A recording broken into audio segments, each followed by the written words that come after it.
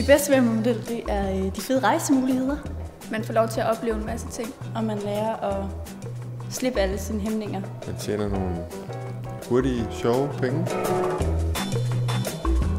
Og de oplevelser og erfaringer, man gør sig, det gør en meget stærkere. Man møder mange kreative, spændende mennesker.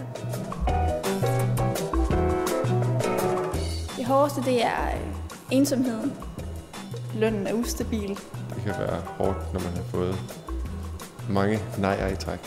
Skulle kigge på sig selv i spejlet og tænke, er det her godt nok?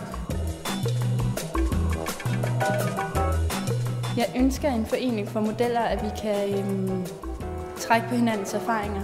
Jeg synes, det er vigtigt, at der er en uafhængig forening, der ikke skal tjene penge på en. Og så tror jeg jo, at vi kan få et godt fodboldhold.